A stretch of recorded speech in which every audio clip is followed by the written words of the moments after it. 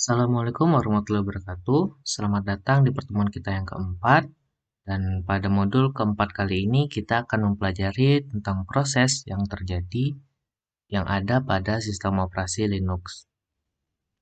Ada 3 goal yang akan kita capai pada materi kali ini, yaitu kalian diharapkan mampu memanajemen proses yang berjalan pada sistem operasi Linux, mampu memahami dan menggunakan sistem D, mampu membuat penjadwalan proses menggunakan aplikasi cron.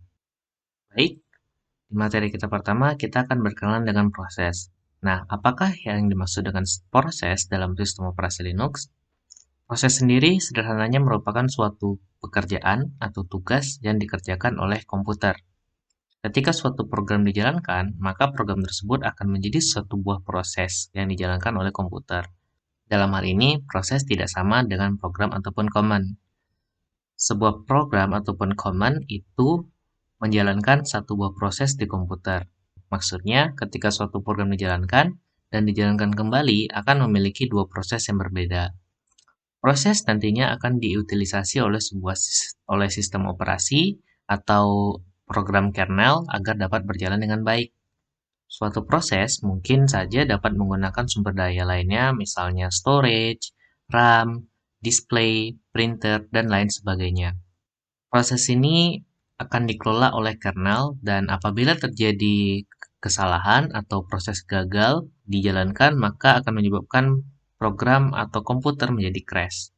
Nah, misalnya saja di sistem operasi Windows, ketika suatu program itu bermasalah, maka bisa saja menyebabkan sistem operasi Windows menjadi nge-freeze, nge-lag, ataupun menampilkan layar blue screen. Proses ada 5 jenis dalam sistem operasi Linux. Nah, proses pertama disebut interactive proses. Nah, proses ini membutuhkan interaksi dari user. Misalkan, kalian menjalankan sebuah program, taruhlah misalkan program CAT. Nah, ketika program itu dijalankan, maka dibutuhkan interaksi dari user. Apakah harus dijalankan atau tidak. Kemudian batch processes. Batch process ini merupakan proses otomatis yang dijadwalkan untuk berjalan dan berhenti setelah terputus dari terminal. Nah, misalkan program tersebut sudah jalan, diproses di terminal ketika kita menjalankan perintah, namun ketika kita keluar, proses tersebut masih berjalan di belakang layar. Nah, kemudian ada daemon. Daemon merupakan proses yang berjalan secara berkelanjutan. Kemudian di istilah proses ini nanti kalian akan kenal thread dan kernel thread. Thread sendiri merupakan proses kecil yang berjalan di bawah proses utama. Jadi setiap proses itu bisa saja berjalan menggunakan proses yang lebih kecil lagi untuk menjalankan tugas-tugasnya. Seperti misalkan diimplementasikan ketika di sebuah kelas, kalian mendapatkan tugas kelompok. Nah, ketika ada suatu tugas, misalnya membuat presentasi tentang materi Linux, nah, kalian akan membagi tugas-tugas kalian. Misalkan, si A akan mempelajari dan mengerjakan tugas tentang pengertian Linux. Si B nanti akan mempelajari dan menjelaskan tentang bagaimana cara menggunakan Linux. Dan C mengerjakan apa yang harus diinstal di sistem operasi Linux dan seterusnya. Nah, proses tersebut akan dijalankan secara bersamaan dan diproses berkelanjutan agar proses tersebut dapat berjalan dengan lebih cepat dan lebih baik lagi. Nah, kemudian ada kernel thread. Kernel thread merupakan tugas yang dijalankan oleh kernel. Nah, ingat kernel sendiri merupakan sebuah program. Dan kernel itu mempunyai program kecil-kecil lainnya untuk memanage proses yang berjalan di sistem operasi.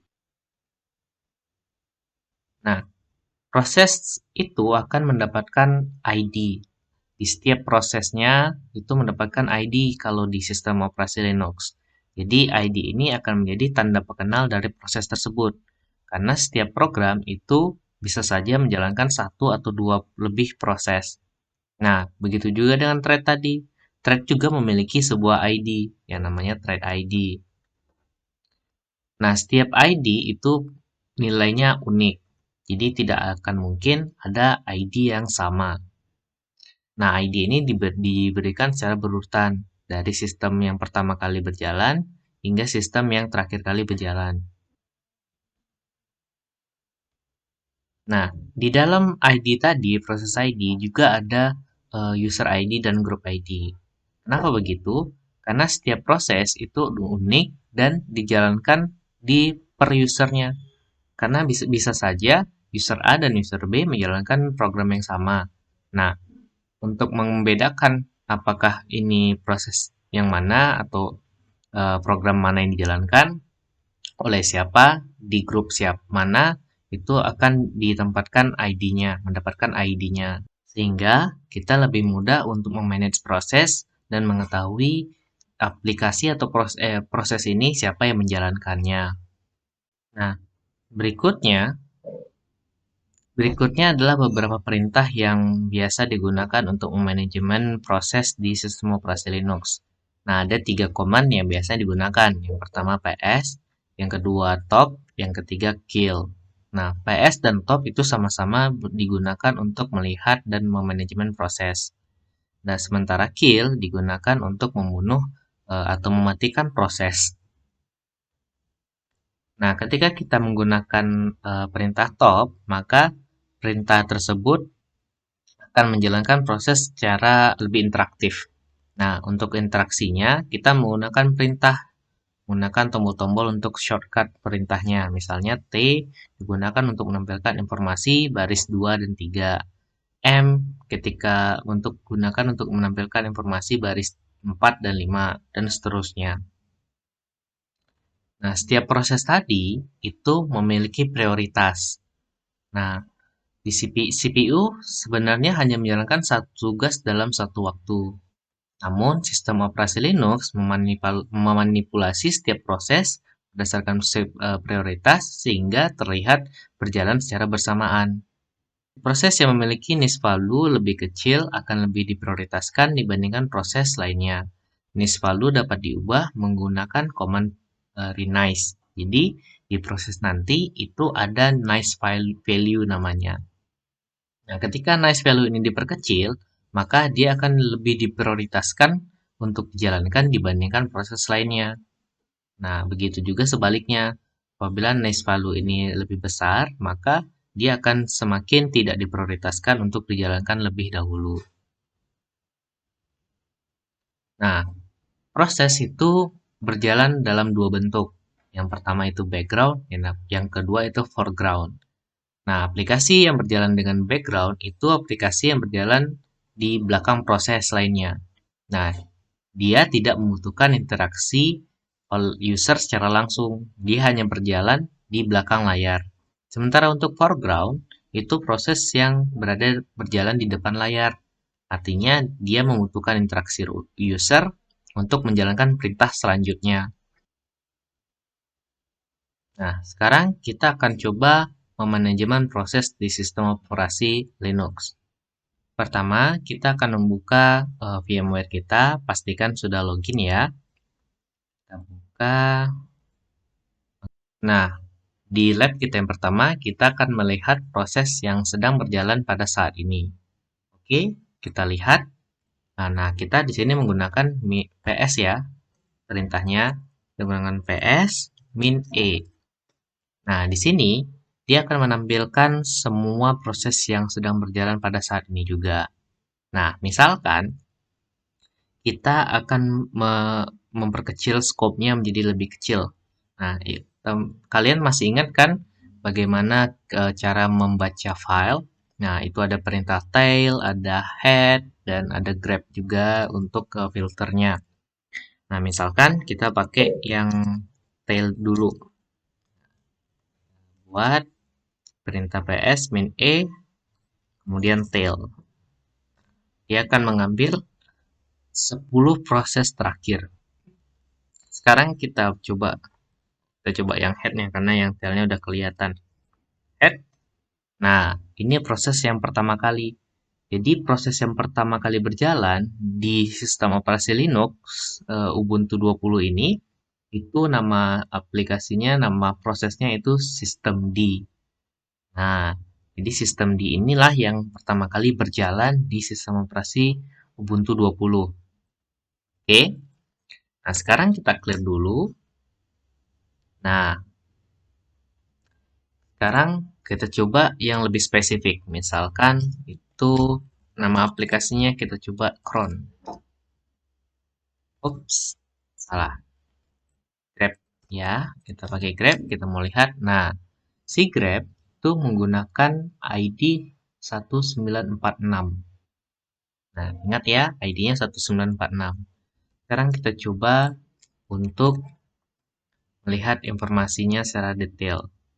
Untuk melihat proses yang detail, maka kita gunakan perintah ps min lp, kemudian diikuti ID-nya, proses ID-nya. Proses ID-nya itu tadi 1946. Nah, di sini bisa kelihatan nih, ada user ID, ada PID, ada PPID, C prioritas, NI, dan seterusnya. Nah, kita bisa lihat detail tentang aplikasi ini. Nama command-nya atau nama prosesnya itu proses cron. Oke, nah sekarang kita akan coba mematikan proses cron ini. Kita coba jalankan kill. Nah, di sini karena prioritasnya itu cron merupakan programnya service atau sistem, maka kita menggunakan privilege-nya root. Kita gunakan perintah sudo kill, nama ID-nya tadi 1946. Oke. Kan? Oke, nah sekarang kita lihat lagi. Harusnya programnya cron tadi sudah mati. Kan? Oke, nah sudah nggak ada nih. Nggak ada lagi aplikasi cron yang berjalan pada sistem operasi kita saat ini. Nah, sekarang bagaimana menjalankannya? Nah, khusus untuk cron merupakan sistem dari sistem operasi Linux. Nah, dia berjalan di background. Nah, untuk menjalankan cron, kita akan memanggil service. Nah, service sendiri merupakan sebuah sistem init atau sama dengan halnya materi sistem D yang akan kita pelajari nanti. Gunakan privilege-nya root, panggilkan sudo service, kemudian cron, dan start. Nah, kita coba cek lagi ps min e grep cron. Nah, sekarang cron memiliki ID 15567. Nah, sudah berubah kan ID-nya? Nah, untuk menjalankan dan mematikan service kurang lebih seperti itu caranya. Ada banyak tentunya perintah-perintah lainnya yang kalian bisa explore, seperti misalnya gunakan perintah top ataupun kill dan lain sebagainya. Nah, kita coba misalkan untuk menjalankan perintah top. Untuk menjalankan perintah top, kita coba jalankan top. Nah, untuk menjalankan perintah top, maka misalnya kita menggunakan perintah top min u, menandakan dia dari user mana, dan usernya kita. Oke, enter. Nah, di sini aplikasinya bersifat foreground. Dia interaktif. Kita bisa naik turun, dan sebagainya. Jadi, ada aplikasi itu sistem di bash, sdpam, dan top yang dijalankan oleh user tutor. Nah, kita bisa gunakan perintah lainnya, misalkan menampilkan dua baris t, menampilkan 3 baris, kemudian kita bisa gunakan perintah m, dan seterusnya. Nah, untuk keluar, kita gunakan c, Ctrl C untuk membatalkan perintah, dan clearkan. Nah, kurang lebih itu untuk menjalankan perintah top. Nah, tentu banyak perintah lainnya yang bisa kalian coba-coba di rumah atau di tempat kalian masing-masing. Sekarang kita kembali lagi ke materi berikutnya, yaitu tentang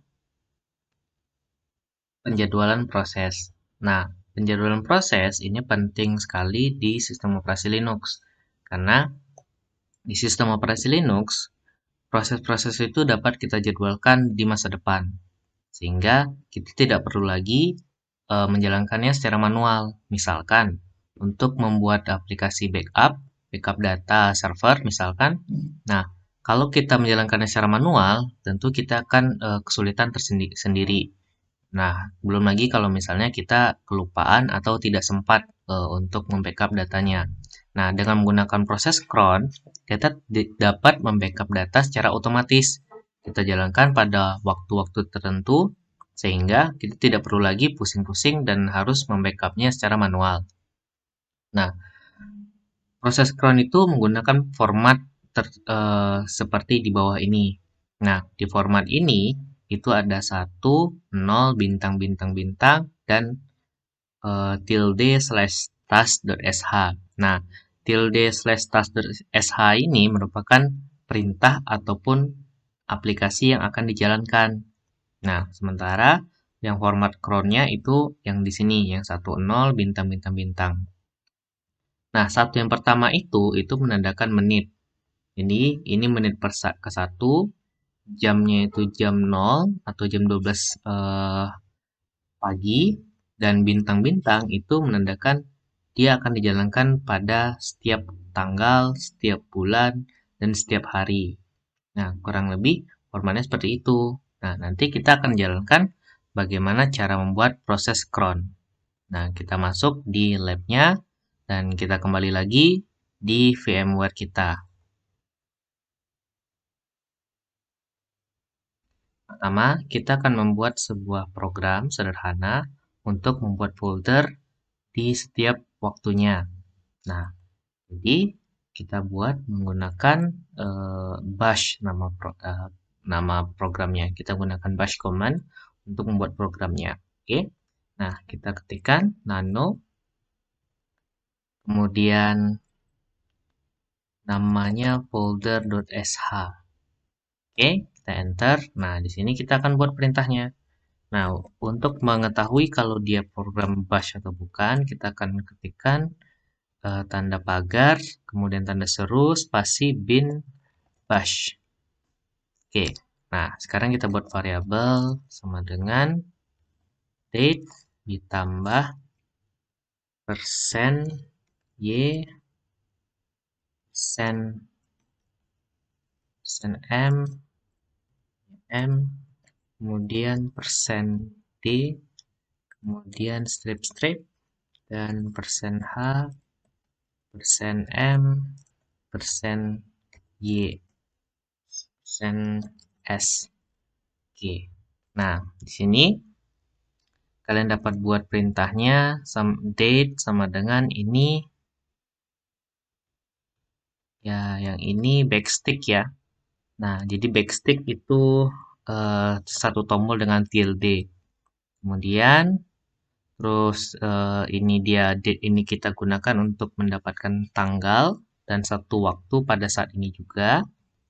Kemudian kita jalankan perintah untuk membuat direktori makdir. Makdir kita ambil date. Nah, ini tidak perlu terlalu dipahami, cukup untuk implementasi supaya kita bisa mengetahui bagaimana cara kerja dari cron job. Oke, kalau sudah kita simpan dan keluar. Nah, sekarang kita cek. Nah, di sini ada folder.sh filenya, ingat yang kita buat tadi. Nah, folder.sh ini dia permissionnya cuman read dan write aja.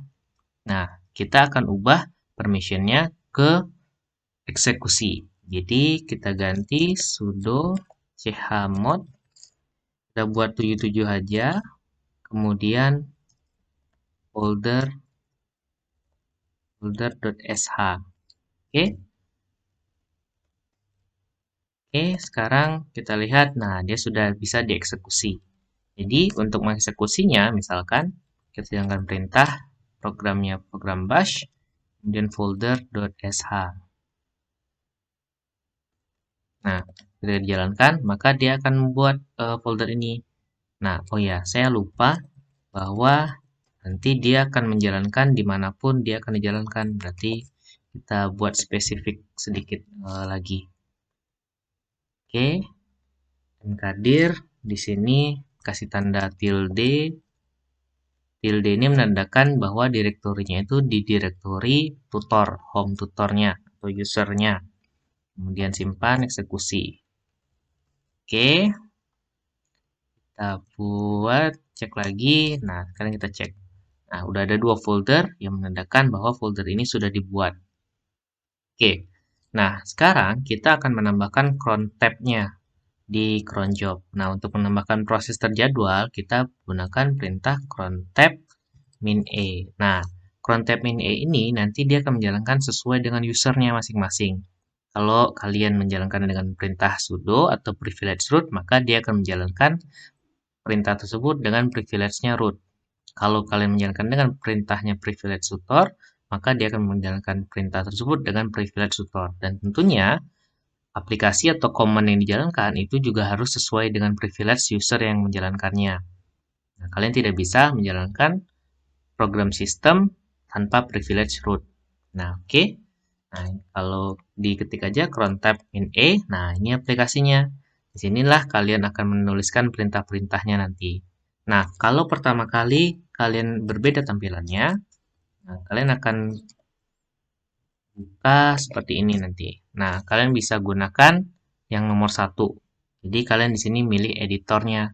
Jadi, bisa pilih Nano, Vim, Vim Basic dan Vim Tiny, dan juga ED. Nah, akan lebih mudah kalian menggunakan Nano aja. Jadi, pilih 1, kemudian nanti akan lanjut di cron tab min E-nya tadi. Nah, oke. Sekarang kita akan menjalankan perintahnya. Jadi susunannya itu adalah menit, jam, tanggal, bulan, dan harinya, serta diikuti dengan perintahnya. Nah, karena filenya file sh atau file bash, itu dia akan bisa langsung dieksekusi sama cron tab-nya. Jadi, misalkan kita akan buat perintah ini setiap menit. Nah, untuk menjalankan setiap menit, maka di sini kalian akan buat bintang-bintang-bintang. Nah, kita masuk lagi, jalankan perintah bintang, bintang, bintang, bintang, bintang. Nah, kenapa bintang? Bintang di sini maksudnya adalah kalian akan menjalankannya di setiap menit, di setiap jam, di setiap tanggal, di setiap bulan, dan di setiap hari. Nah, diikuti dengan perintahnya. Ingat, alamat ini perintahnya harus sesuai dengan alamat atau command-nya. Nah, karena kita menjalankan program dari folder.sh, maka kita gunakan fungsi tilde atau bisa juga langsung spesifik, misalnya home tutor.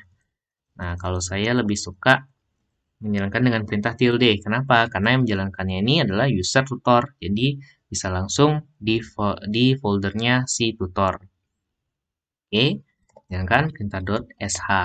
Nah, kita save, kita keluar, dan kita cek lagi.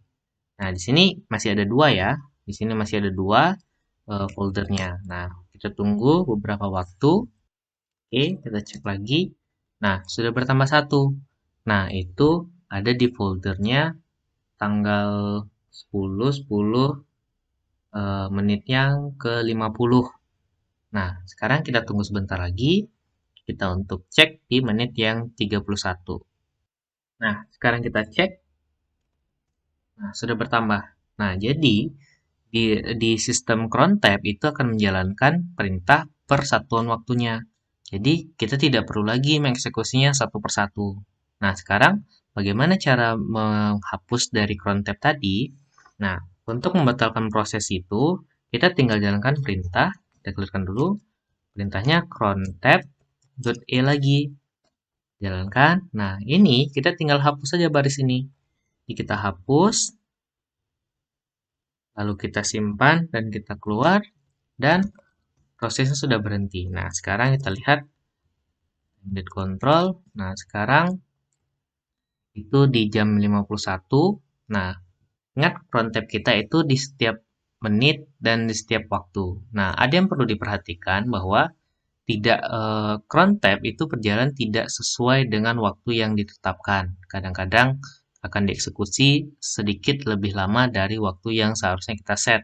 Walaupun selisihnya tidak terlalu signifikan, misalnya hanya beberapa detik atau paling lama mungkin 1 atau 2 menit.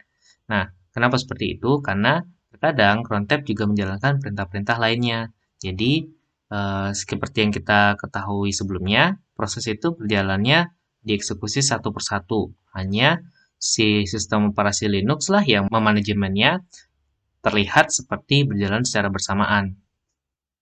Oke, sekarang kita cek time date control.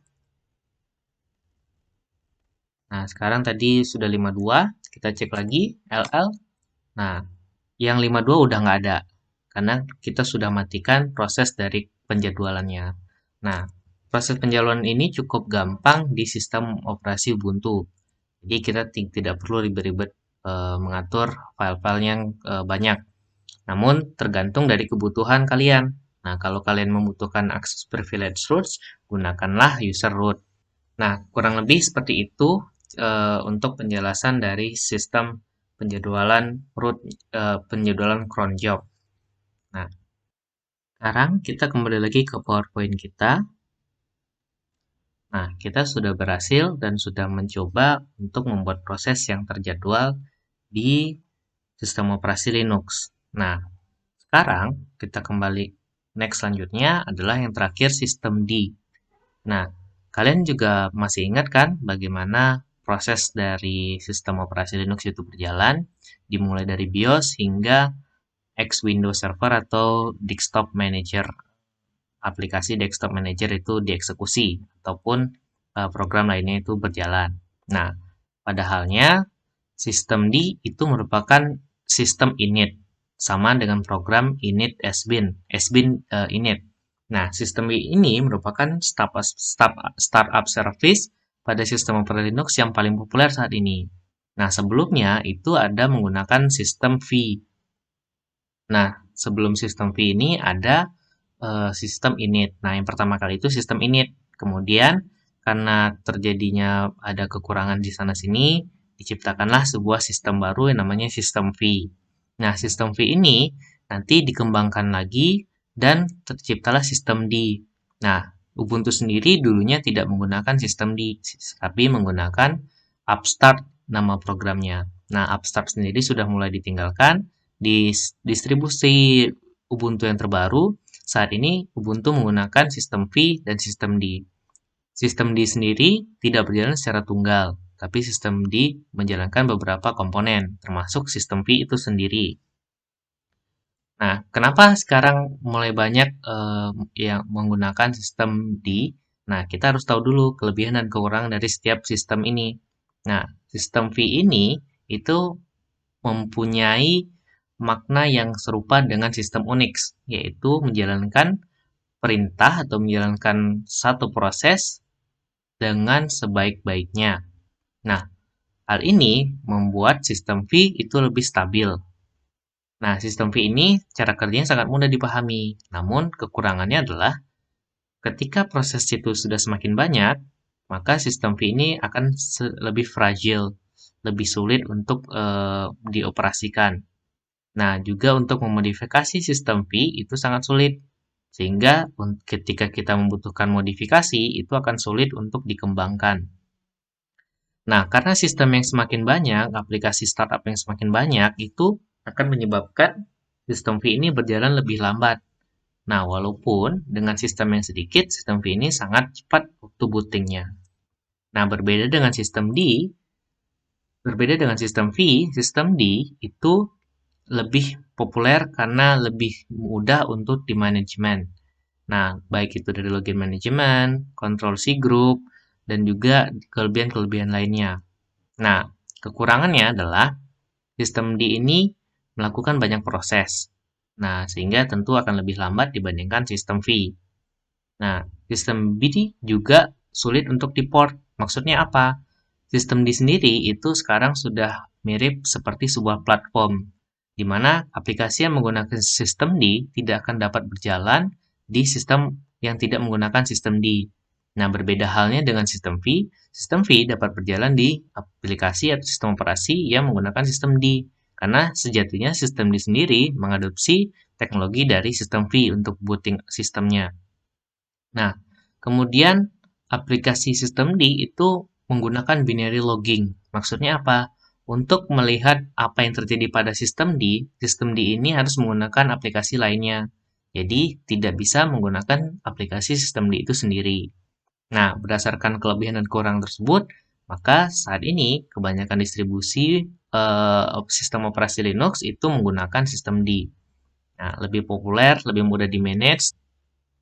Nah, untuk prakteknya kita tidak akan banyak karena kita akan mempelajari bagaimana cara membuat dan mematikan servis. Kemudian kita akan melihat status servis dan mematikan startup servisnya. Jadi, servis tadi itu walaupun sudah berjalan, ketika sistem di-restart itu dia tidak akan langsung jalan. Kita harus membuatnya dulu untuk dia dapat berjalan di sistem di startup-nya. Sama seperti misalnya Windows, ketika Windows berjalan, itu ada beberapa aplikasi yang jalan di startup. Nah, ketika jalan di startup, dia akan jalan ketika sistem operasi Windows itu juga berjalan. Nah, kita kembali lagi ke VMware kita. Nah, pada contoh kali ini, kita akan menginstal sebuah web server, namun tidak kita konfigurasi, hanya default. Nah, untuk menginstalnya, kita gunakan Apache. Nah, kita install dulu sudo pt install Apache 2. Oke, kita tunggu sampai proses selesai. Yes. Nah, kita tunggu sampai prosesnya itu selesai. Nah, prosesnya sudah selesai. Nah, sekarang kita akan menjalankan aplikasi dari Apache. Nah, untuk menjalankannya, kita akan coba jalankan dengan privilege-nya root, kemudian sistem control, kemudian start. Start Apache 2. Nah, nama aplikasinya tetap Apache 2. Oke, kita start. Nah, kita lihat statusnya, apakah dia sudah berjalan atau belum. Sudo sistem control status Apache 2. Oke, ada kesalahan nama kedua. Nah, sekarang Apache service-nya sudah jalan di sistem D-nya. Nah, artinya server kita kali ini sudah dapat berjalan sebagai web server. Nah, bagaimana cara kita mengeceknya? Kita akan cek dengan menggunakan browser. Oke. Nah, ingat IP address kita ada di berapa? IP address kita ada di IP 192. Nah, kita gunakan IP address yang statiknya aja. 147.59 ya. Oke. Kita gunakan 192.168.147.59. Nah, IP kita sudah berhasil. Sudah dapat membuat mengakses menjadi web server. Kita sudah dapat mengaksesnya lewat browser. Nah, sekarang kita akan coba stop. Apa yang akan terjadi kalau misalnya kita stop service-nya? Sudo sistem control stop Apache 2. Oke, sekarang kita sudah stop dan kita coba lagi akses di browser. Nah, loadingnya tidak ketemu karena IP address yang kita buat, web server kita buat itu tidak dapat atau menolak akses yang dari web servernya, akses dari port 80-nya. Nah, sekarang kita coba, misalkan kita hidupkan kembali web server kita, go system control, start, Apache 2. Nah, sekarang kita tambahkan perintah sudo system control disable Apache 2. Oke. Nah, coba kita lihat lagi, kita clearkan dulu. Sekarang kita kembali ke browser kita. Oke, kita refresh. Nah, ini masih memberikan respon ya. Nah, sekarang kita restart lagi komputer kita. Sudo shutdown R0. Sambil menunggu saya pause dulu. Oke, sekarang kita sudah kembali lagi. Nah, kita coba cek langsung statusnya. Sudo system control status Apache 2. password.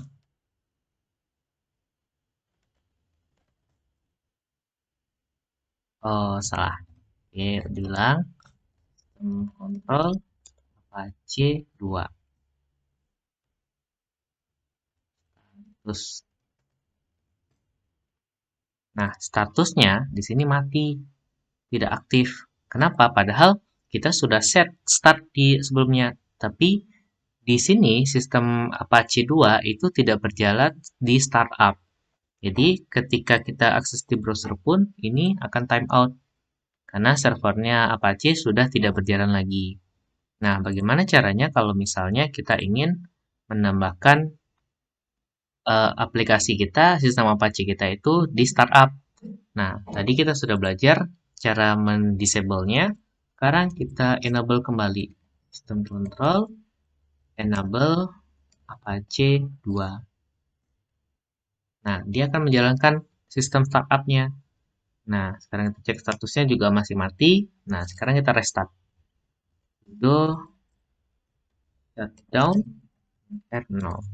Nah, ketika di restart nanti karena sistem Apache-nya sudah service Apache-nya sudah kita daftarkan sebagai sistem startup, nantinya dia akan berjalan secara otomatis. Nah, sekarang kita coba dulu restart. Nah, sambil menunggu saya pause videonya.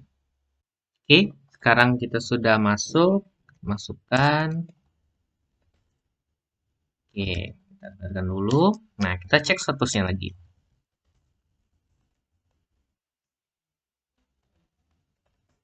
Nah, statusnya sudah running. Kenapa? Karena sistem service-nya si Apache itu sudah kita daftarkan sebelumnya. Nah, jadi ketika kita daftarkan di sistem startup dengan menggunakan perintah sistem enable Apache 2, nah, di sistem startup-nya nanti itu sudah langsung didaftarkan dan dia akan dieksekusi atau di start secara otomatis. Nah, untuk memastikannya kita cek kembali di Apache kita. Nah, ini sudah ada responnya. Nah, begitu. Jadi, kurang lebih seperti itu implementasi dari VMware kita. Nah, tentu masih banyak perintah-perintah tentang manajemen proses, sistem, dan cron job lainnya. Kalian bisa explore dengan referensi yang ada di internet, atau coba-coba menggunakan case yang kalian miliki sendiri. Nah, pertemuan kali ini saya cukupkan sampai sini. Kalau ada pertanyaan silahkan ditanyakan. Assalamualaikum warahmatullahi wabarakatuh.